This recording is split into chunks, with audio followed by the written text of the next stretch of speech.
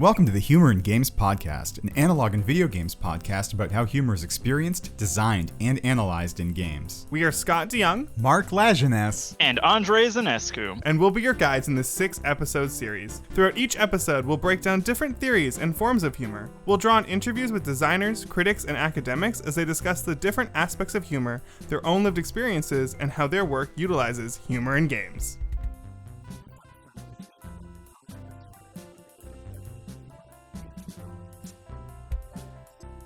Welcome to the Humour in Games podcast. Joining us today is Dr. Carly Kocurek.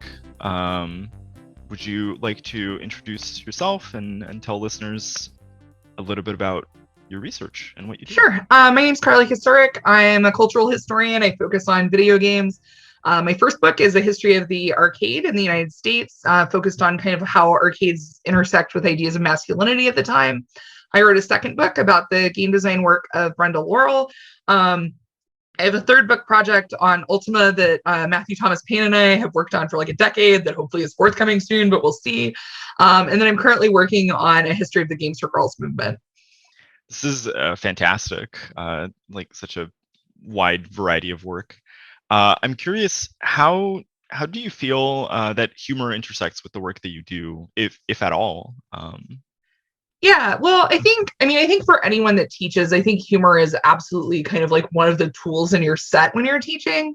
And it can be a way to soften interactions with students or soften criticism. Because sometimes, like I think if you're trying to help people, learn how to write better or be more critical, like sometimes asking questions that are a little silly can help people get there. It can lighten dealing with sometimes very intense topics in the classroom.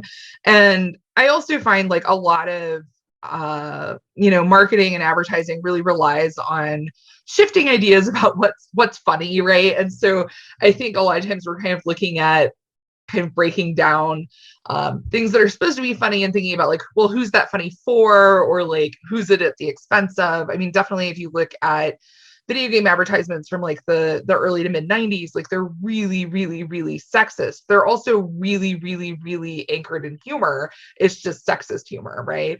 And so being able to think about those and kind of like who are the winners and losers, I think is really important.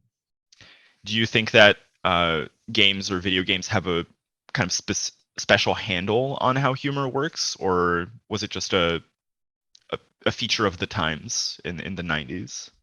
I think it's fairly specific to games. I'm not saying that you're not seeing similar jokes elsewhere. Like definitely this is something that's widespread through pop culture at the time, but the games industry in particular had really, really zoomed in, like laser focus on our audience is like tween and teen boys, right? And so they really weren't interested in anyone else. And so it was fine if your ads were completely alienating everyone else because you had an idea of who you're selling to. And you'll see this in the game magazines too. Like there's letters to the editor and stuff where there's back and forth about this.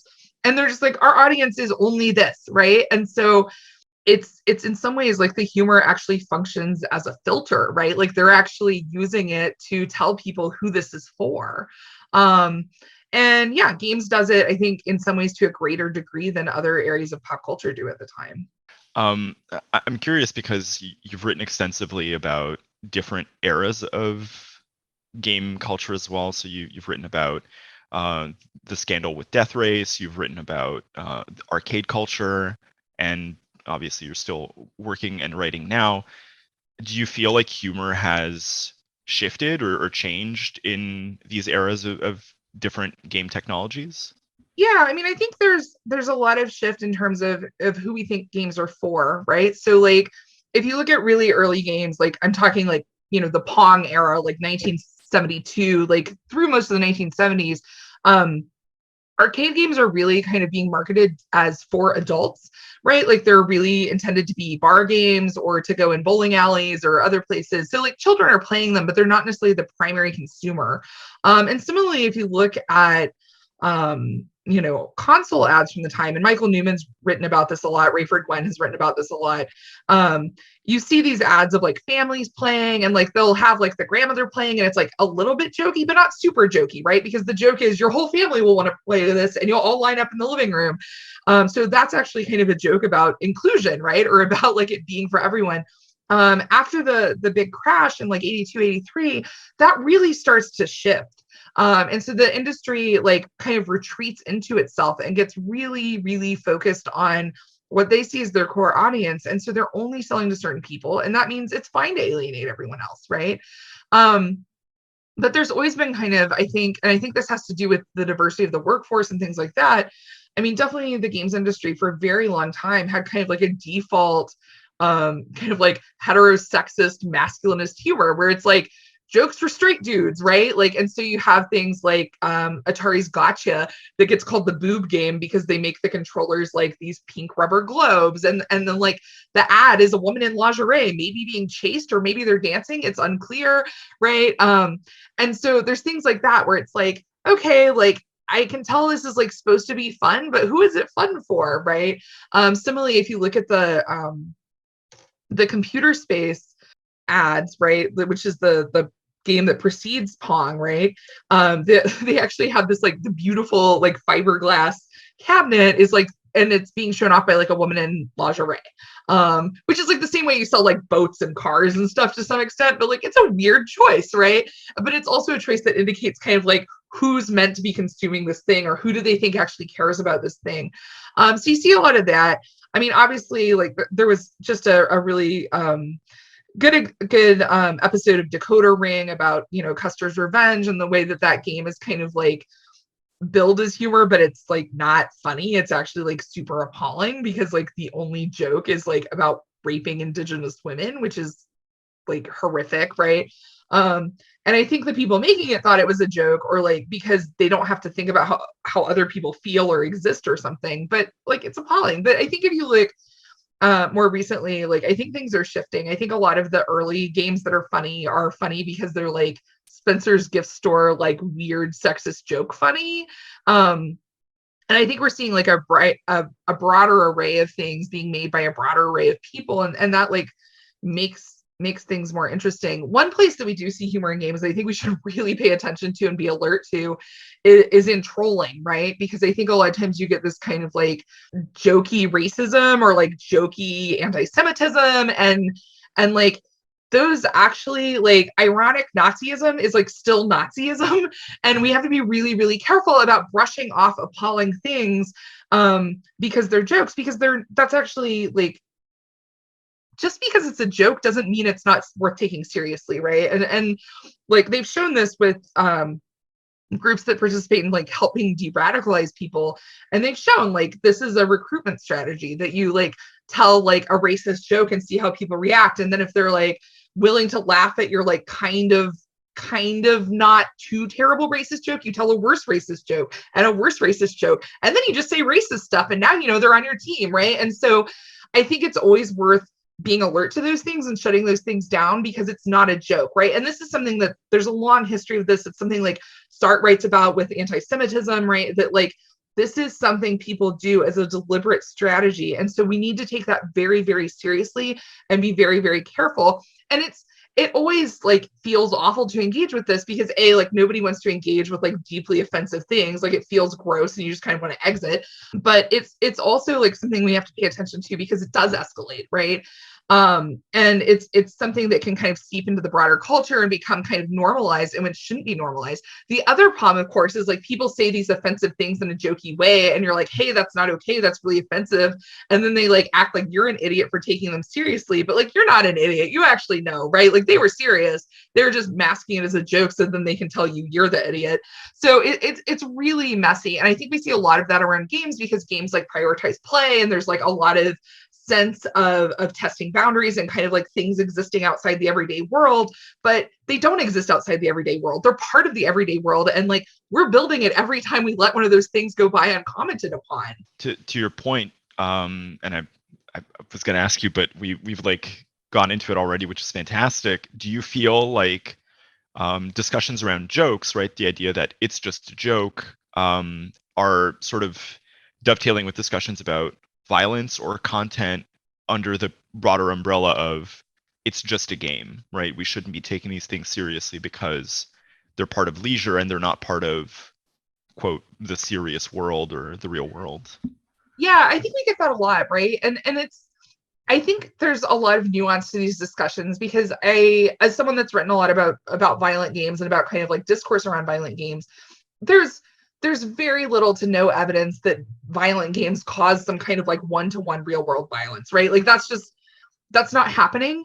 And I think when we knee-jerk default to that and then have to defend that, we're actually like, it's unhelpful, right? Like it's an unhelpful discourse. It's not engaging with anything serious. And it puts us on the defensive about a medium that like probably doesn't need defending, right? Like the games industry makes billions and billions of dollars. Like most people play video games. Like I'm not sure what the risk is there. And I also worry about how much and I just published an article about this. I worry how much that discourse actually leaks over into kind of myths of white innocence that uphold white supremacy, where like we start talking about game violence at the moment that there's a mass shooting perpetuated by a white man, right? Like as if there has to be some external corrupting influence that like made that person engage in this horrific thing. But like, I don't know, right? Like if it's never going to be one thing, if it is an external influence, it's going to be something more complicated. And games are part of that, right? Like they're part of this complex social web that we're all in. I do think that tendency to say like, oh, it's just a game, or oh, I'm just playing, like,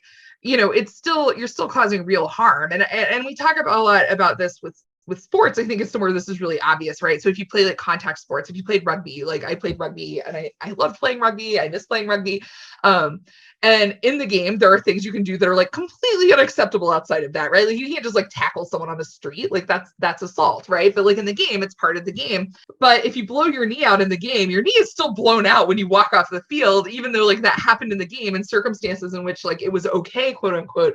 So I think like we have to think about these things in like a pretty nuanced, careful way. And I think as someone that really values games and takes them very seriously, dismissing something as just a game is like totally unhelpful. And I think actually, if we think humor is valuable and important as a cultural form, we can't dismiss it as just a joke either. We actually need to take these things quite seriously. Yeah. I'm curious, do you feel like discourses around these kinds of like humorous but not actually humorous behaviors like trolling or toxic behaviors, do you find that these map onto games differently than they do in the context of sports? Because you mentioned having a background in rugby. I mean, I think one thing in sports that's really important is you actually have like pretty close regulation in sports that you just absolutely don't have in games, right? Like if you go to a baseball game or you go to like a tennis match or whatever, there's like the players on the field and then there's like all the support staff that are letting that game happen, right? You've got like coaches and referees and like trainers and like all these other people around that are like not in the game, who are kind of monitoring what's happening, and that there can be consequences for bad behavior, right? Whereas I think with a lot of video games and computer games, like we haven't really perfected that. Like companies do a really poor job of moderating, if they do it at all. They kind of want to not be involved. But like part of why sports looks different is that the structure is quite different, right? There's a lot less anonymity, and I don't think anonymity causes bad behavior, but I think it means things follow you, right? So if like I blow up at someone and I'm using my like very easily identifiable gamer handle that's always me, that's actually like that anonymity there. It's like I'm not anonymous, right? Like I'm still trackable, even if they don't know that's Carly Kocurek, they still know it's that handle. And so I think it's really this kind of like lack of accountability and this idea that you can kind of like slip away unseen and then come back is really troubling. And I've been seeing that happen a lot. Like with streaming, where people are streaming and they're getting harassed and the person just keeps making new accounts because there's no way to prevent them from doing that. And it's like the anonymity is not causing the problem. Like that person can be anonymous, but the problem is there's no accountability. Like there's no way to be like, no, you can't have another account because you're being a jerk. No, I think you're absolutely right. And there's this fascinating boundary between, we have these discourses around games being not serious, but evidently they're now really active, important, meaningful social spaces. And sports have that, and there's like we could map one onto the other a bit more, but I don't think we're there yet necessarily. In a different vein, I'm actually curious. You've written some work also about Taylorism and sort of gamification logics.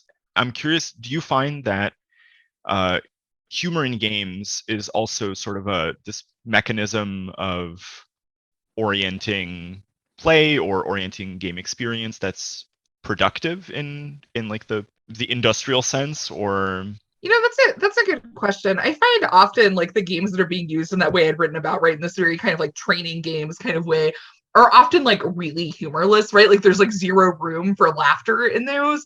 And sometimes it's because they're training you about something like really horrible, right? Like they're giving you a Title IX training in this kind of like lightly gamified interface. And like nobody wants to make jokes about that because it's horrible. I hope nobody wants to make jokes about it. Let's say that. But I do think like, and I think there's actually a specific tone, a humor tone that I associate with training that's like, I'm sure everyone has encountered at some point where they're like, remember kids, right? Like it's this really kind of like cheesy, ebullient, like, it's like almost like it feels like it's going to tell you a dad joke, right? And I think like you get some of that, but I don't necessarily think it's productive, right? I think sometimes it's window dressing, like it's like a costume, like we're fun, we're trying to make it look fun. And I think like even calling some of these games as the some of these things games is the equivalent of that, where like they're not actually games, right? Like there's like nothing like playful or joyful or voluntary about this experience. So like if you can't walk away, is it ever actually a game? No, that's super interesting, and it brings up issues too concerning like edutainment, or like these are, we're gonna include game mechanisms or fun mechanisms for other purposes. Do you find that like humor in edutainment games is even actually humor, or is it part of that window I dressing? think sometimes they nail it, right? Like I think about if you go like the Carmen Sandiego franchise, I think actually does so good where it has all these like, I love all the little villains are like little silly cartoon dudes and like it's super fun. And like I think that's a game that people genuinely enjoy playing, right? Like that's a franchise that's been rebooted in a really creative way. I actually had my students play, there's an interactive adventure on Netflix that's a Carmen Sandiego under the new one where she like helps, repatriate art and stuff like this, which is super cool. And the students did really badly at it. And then I took a screenshot from that and made it like the icon for the class Discord. And they're like, did you just put the game we failed, like that we have to look at it every time we do this? I'm like, yeah.